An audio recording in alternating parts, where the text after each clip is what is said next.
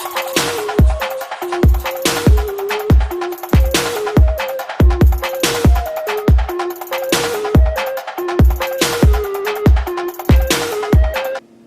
everyone, welcome back to another Wisdom Wednesday. How did you guys like that new intro? Something I've been working on. I wanted to kind of filter out the old ones, bring in some new ones. And anyways, it's not about that, it's about the content. So if you're here to learn about some quotes or whatever we're working on today. So today we're going to work on a quote from Henry David Thoreau. And we're going to dissect his life, we're going to look into the past, see what he was about, and try to see where this quote came from, the context of it, and then dissect it to use it for our everyday lives.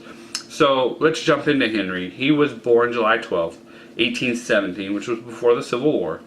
And he was an American essayist, poet, philosopher, naturalist, tax resister, surveyor, and historian. He also was one of the leading people in transcendentalist, meaning it was a philosophical movement that started in the late 1820s. It arose as a reaction to protest against the general state of intellectualism and spirituality at the time. And so I'm going to put some links below to some of these things, but I'm going to give you a short description on intellectualism. What that is it denotes the use and development and exercise of intellect, the practice to being intellectual, and the life of the mind. So basically it's similar to rationalism, where you use intellectual reasoning to kind of go about the way you do things.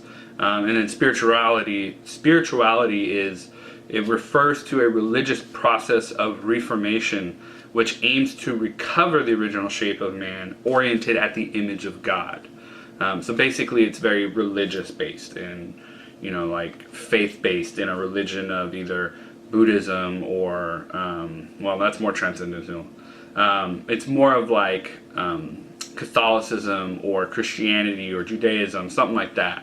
And so what I'll do is I'll put links in the description below. You can research more into those things if they really catch your interest. I've looked into them. I didn't want to spend too much time talking about them, just to what they refer to here.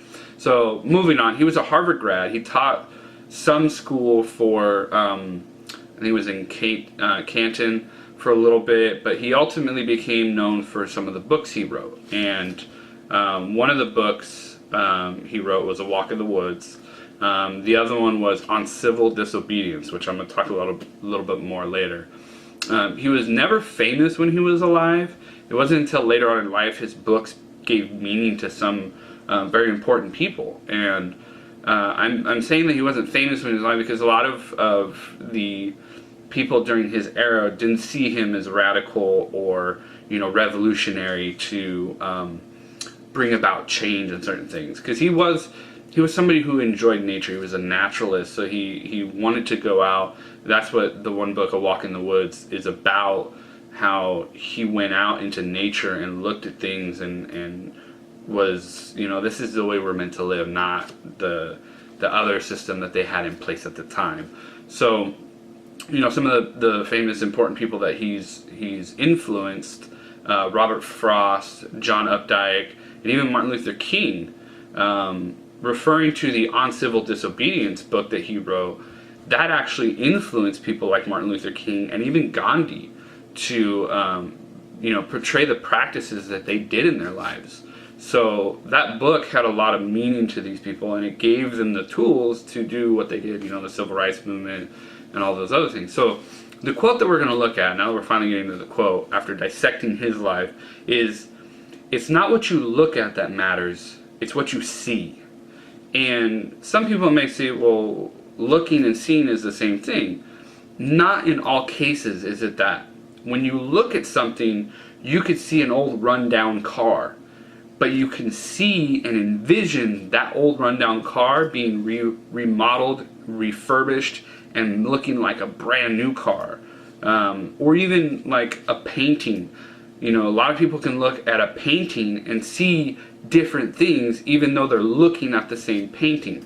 So there's a lot of ways in life you can look at things where something tragic happens, and some people may look at that and be like, man, that's so terrible. I can't believe this happened. And other people will look at it and see it as an opportunity, or see it as a way to make a change. So the way that this quote is written, as you can see, he was somebody who went out in nature and he could see, mountains and trees and all, but he saw something else in these things, and that's why he saw beauty in other things that he wrote in the books.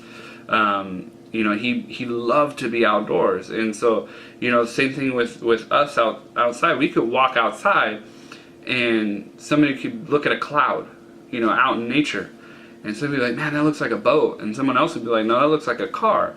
And I know, as general and basic as that sounds, that can go as far deep as a situation that's happening, to somebody's life. And somebody could be like, one person looks at it and goes, man, this is the worst thing that could ever happen to me. Why is this happening to me? I'm never going to recover from this. And then another person can look at it and be like, this is interesting that this is happening to me. This is an opportunity. Maybe this is something that I can use to better my life. So whereas looking and seeing may seem like the same thing, it's not always the case. So I hope you guys enjoyed today's quote. I hope you got something out of it. Maybe it made you look at something differently today, or even just look at your life in a whole differently, because you're now realizing that looking at something and seeing something are two different things. So again, I thank you guys for stopping by. I love having you guys come by. If you got something out of this, give it a thumbs up, a like, share it off to somebody who you think needs something like this, and I hope you have a wonderful day, and God bless.